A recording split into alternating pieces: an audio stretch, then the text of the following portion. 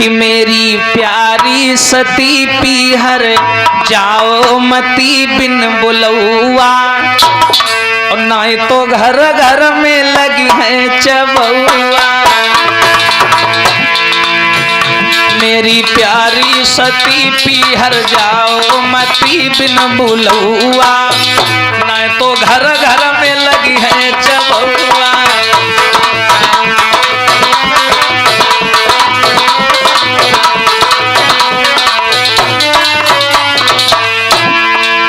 मेरी प्यारी सती पीहर जाओ मती बिन बुलौआ, ना तो घर घर में लगी है चबौआ।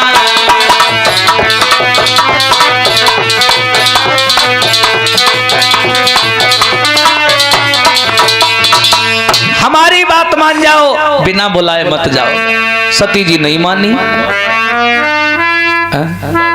और ये श्रीमान बाबू राम जी की ओर से 21 पशु मुद्राएं भेंट हो रही हैं, आशीर्वाद की कामना। अब मैया सती जब श्रृंगार ढंगार करके भैया चल पड़ी तो भोले बाबा ने 2 गढ़ कर दिए, बोले जाओ अपनी माँ की रक्षा करना। दोनों चल दिए। जैसे भैया ये चली तो देखो भोले बाबा निर्धन हैं, सन्यासी हैं, तो जैसा सन्यासी है वैसे ही अपनी पत्नी को रखते थे। ज्यादा ना पैसा था, ना धन थी, ना दौलत थी, तो मैया सती ने ना कोई अपने तन पर आभूषण डाला और ना कोई बढ़िया साड़ी पहनी, ऐसी अपना चल दी हाथ मुंह धो के। लेकिन वहां जैसी पहुंची अपने मायके तो इनकी बड़ी वाली बहनें आई थी, और वो सब भैया अच्छे अच्छे घरों में ब्याही थी, खूब पैसे वाली थी, तो खूब सज धज के आई थी, बढ़िया आभूषण पहने थे, बढ़िया वस्त्र पहन रखे थे। और उन्होंने जैसे ही अपनी छोटी बहन यानी सती को देखा तो आपस में खुसखुसाने लगी, बात करने लगी। बोली देखो ये आ गई, बिना बुलाए आई है, इसको किसी ने नहीं बुलाया। इसकी हालत तो देखो, इसके शरीर पर सुंदर कपड़ा भी नहीं है, कोई गहना भी नहीं है, ऐसी मुंह उठा के नाक कटवाने चली आई। पर मैया सती ने किसी की बात का बुरा नहीं माना, बहुत संयम रखा। एक बात और याद रखना, जिसके अंदर संयम है वो हर जगह सफल है। ध्यान रखना, बुद्धिमान व्यक्ति की यही निशानी है, उसका मौन रहना ही उसकी बुद्धिमत्ता को समाज में दर्शाता है।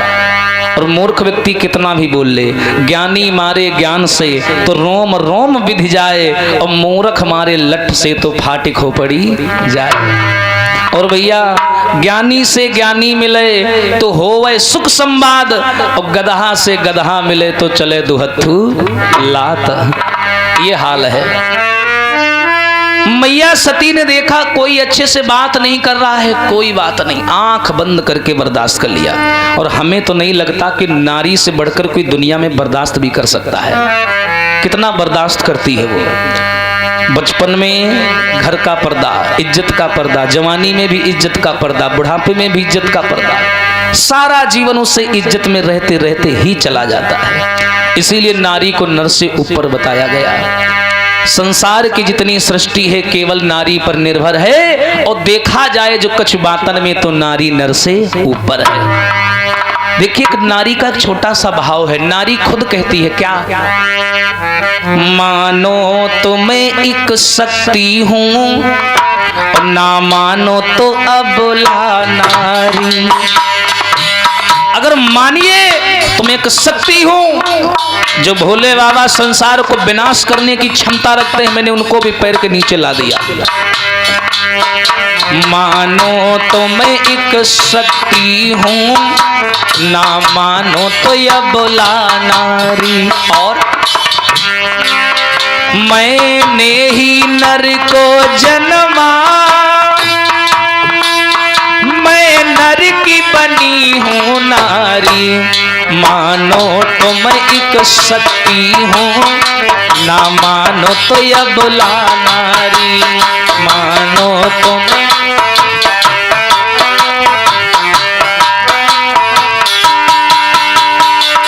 कहते हैं जिस घर में नारी का सम्मान नहीं है वो घर नरक के समान है। जहां नारी की पूजा होती है उस घर में देवताओं का भी वास होता है। अब नारी पूजन का ये मतलब नहीं है कि आप लोग उठ के सवेरे घरवाली के पैर छुओ। हाँ, हम ये नहीं कह रहे, सम्मान करिए। हाँ, पैर छूने का मतलब अब ये भी नहीं है कि हमने पैर छूने को मना किया तो भोर हो तुम डंडा लगाओ, ये भी नहीं है। नारी का भाव क्या है? मैंने अनुसुईया बनकर देवों को गोद खिलाया, मैंने लक्ष्मी बाई बनकर गोरों को मार भगाया, मैंने लक्ष्मी बाई बनकर। और कभी बनी अहिल्या तारा, कभी कुंती कभी गांधारी, मानो तुम एक शक्ति हो, ना मानो तो अबला नारी।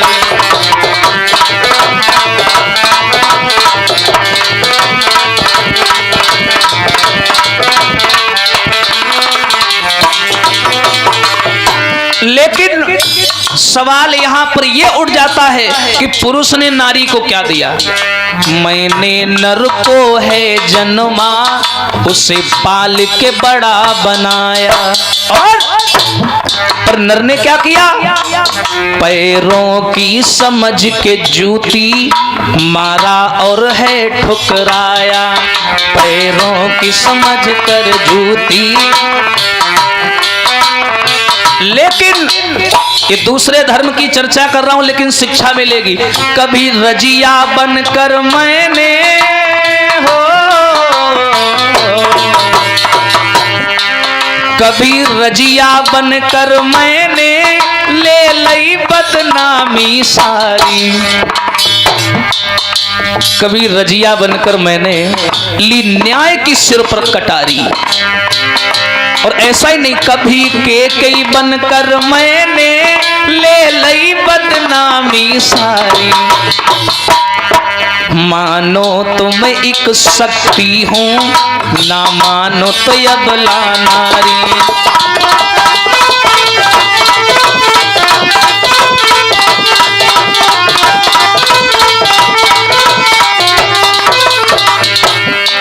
मैंने ही नर को जन्मा, मैं नर की बनी हूँ नारी, मानो तुम एक शक्ति हो, ना मानो तो अबला नारी, मानो तुम।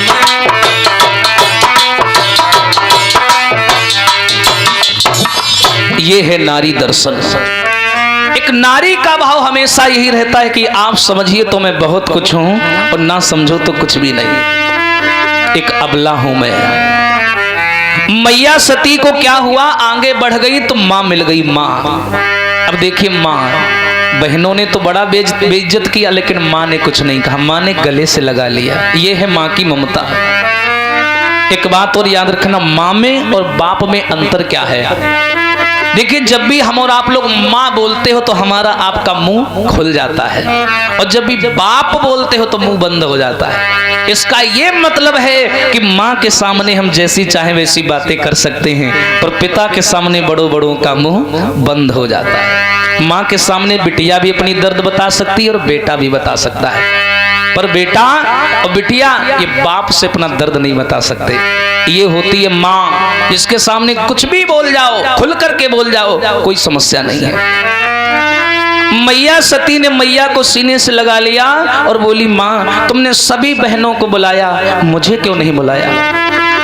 माँ ने आंखों में आंसू भर के जवाब दिया, बिटिया मेरी कोई गलती नहीं है। जब तुम्हारे पिता पत्रों पर जो कार्ड बांटे जाते हैं, पत्रों पर नाम लिख रहे थे, तो मैंने कहा एक पत्र कैलाश पर्वत भी भेज दो, तो बिटिया उन्होंने मुझे फटकार करके भगा दिया। मैं क्या करती? मैया बोली, अच्छा कोई बात नहीं है। सती वहां से चल पड़ी, दक्ष प्रजापति मिल गया।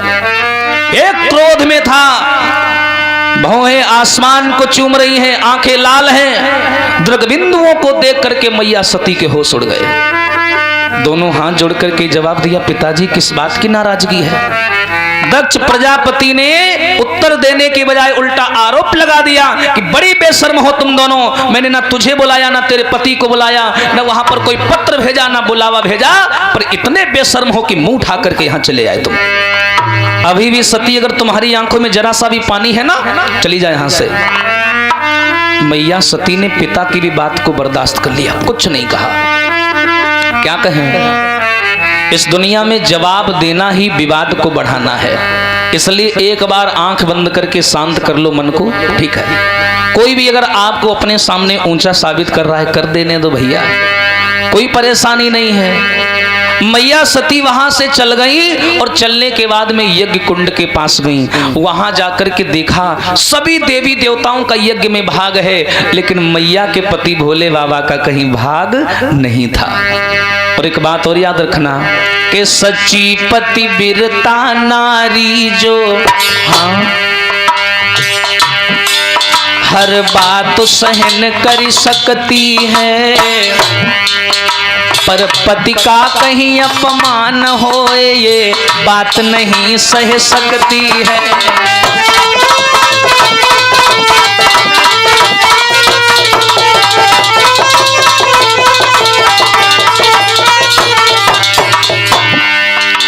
जो सच्ची पतिव्रता नारी है वो हर बात बर्दाश्त कर लेगी, लेकिन अगर पति के बारे में कहीं अपमान हो तो बात बर्दाश्त नहीं होगी।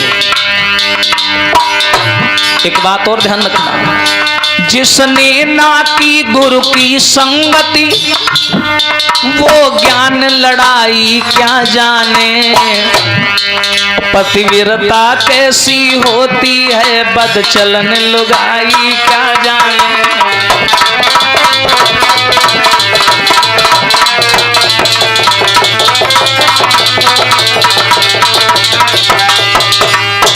मैया सती ने जाकर के यज्ञ कुंड में देखा सभी देवी देवताओं का हिस्सा है, लेकिन किसी भी भोले बाबा का हिस्सा नहीं है।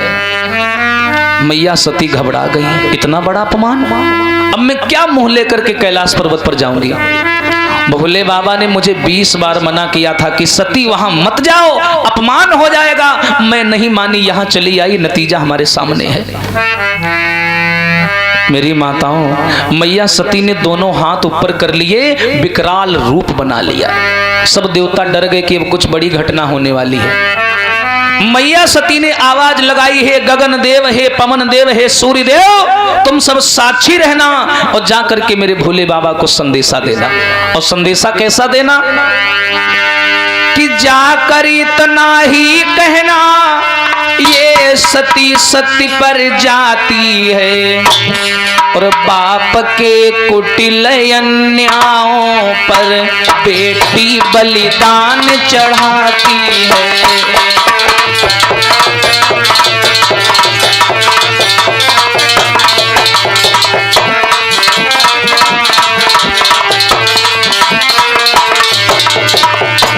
मैया सती ने दोनों हाथ ऊपर की ओर उठाए, आवाज लगाई, हे गगन देव, हे सूर्य देव, हे पवन देव, जाकर के मेरे बाबा को बताना कि मेरी गलती है या किसी और की।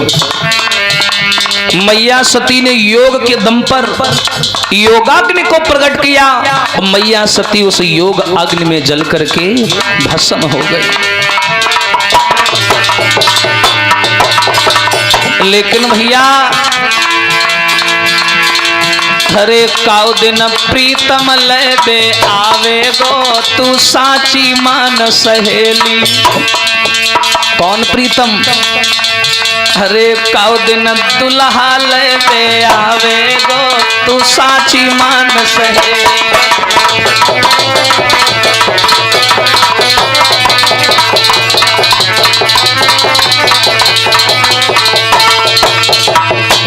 जो मैया सती योग अग्नि में जल करके भस्म हुई तो दो गढ़ जो भोले बाबा ने भेजे थे, दोनों बेचारे ऊधम मचाने लगे। वहीं पर एक भृगु ऋषि महात्मा थे, दोनों बालकों को पीट पीट करके भगा दिया। दोनों बेचारे रोते रोते कैलाश पर्वत पर आए। भोले बाबा ने पूछा, क्या हुआ? तुम्हारे साथ में हमारी सती गई थी, वो कहाँ रह गई? एकदम से जवाब दिया कि सुनो, कहीं नहीं, मैया गई, सबने उनके साथ में बुरा बर्ताव किया, मैया योग अग्नि में जल करके भस्म हो गई। जो इतनी बात सुनी, भोले बाबा के क्रोध का ठिकाना नहीं रहा। तो क्या किया? अरे तब जटाधर निदय मारी,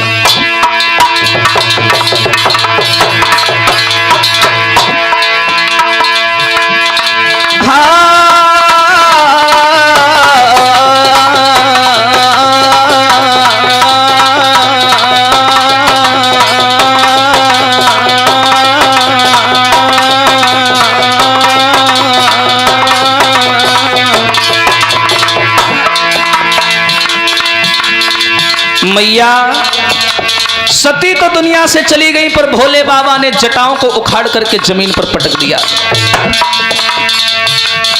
अरे तब जटाधर निदय मारी, प्रगटो वीर भद्र बलधारी।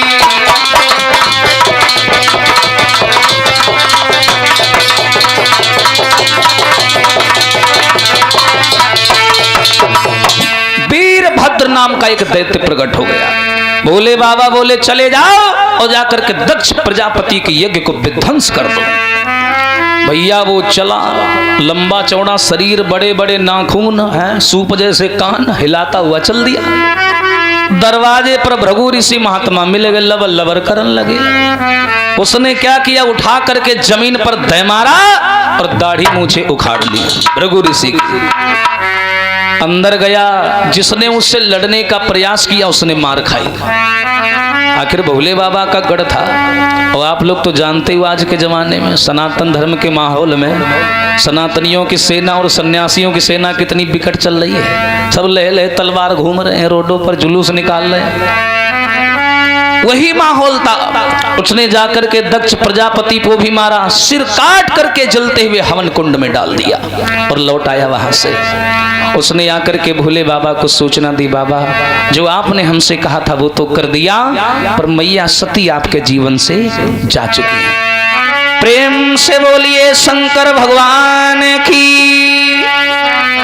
भोले बाबा कैलाश पर्वत पर अकेले रह रहे हैं, लेकिन भोले बाबा की आंखों में आंसू हैं। कह रहे हम दूसरों से क्या गिला करें, कि गैरों से गिला क्या करें, और जब अपने बदल गए।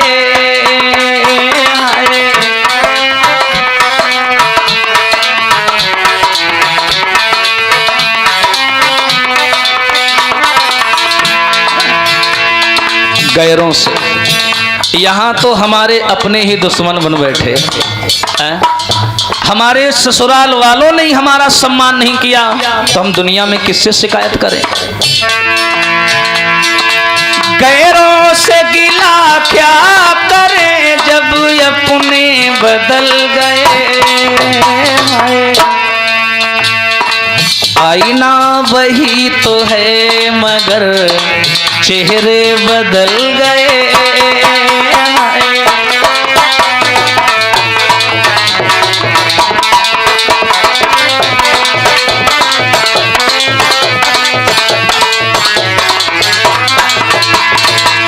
भोले बाबा ने सोचा किस पर भरोसा करें दुनिया में। दुनिया की रीत देख ली, देखा अजब तमाशा। दुनिया की रीत देख ली और देखा अजब तमाशा। कैसा तमाशा? अरे कमरा वही तो है मगर, अरे कमरा वही तो है मगर मुसाफिर बदल गए।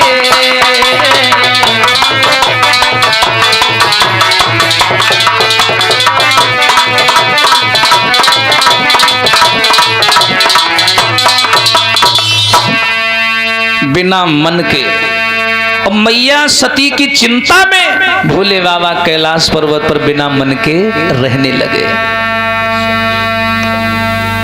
और ये सम्मानी भैया संदीप की छोटी बिटिया की ओर से 11 पुष्प मुद्राएं भागवत भगवान में भेंट हैं, आशीर्वाद की कामना। मैया सती भोले बाबा जी के जीवन से जा चुकी, उनकी याद में बेचारे कैलाश पर्वत पर बड़े परेशान रहते हैं। अब तो कोई बात करने वाला भी नहीं है। पहले यह था कि मैया सती बैठा करती थी तो थोड़ा समय कट जाता था, अब वो भी नहीं है। एकदम से धीरे धीरे सने सने समय व्यतीत होने लगा। अब इधर थोड़ा विराम करिए क्योंकि भोले बाबा ने समाधि को लगा लिया। अब आइए आपको लेकर के चलते हैं कि मैया सती ने पुनर्जन्म कैसे धारण किया। जन्म मरण से परे तो नहीं है, लेकिन ज्यादा समय नहीं लगता है क्योंकि भोले बाबा की नाम की पुजारिन है, जल्दी ही जन्म ले लेती, ज्यादा दिन दूर नहीं रह सकती। आइए ताली बजा के परमात्मा का संकीर्तन बोलेंगे, उसके बाद में आगे की चर्चा।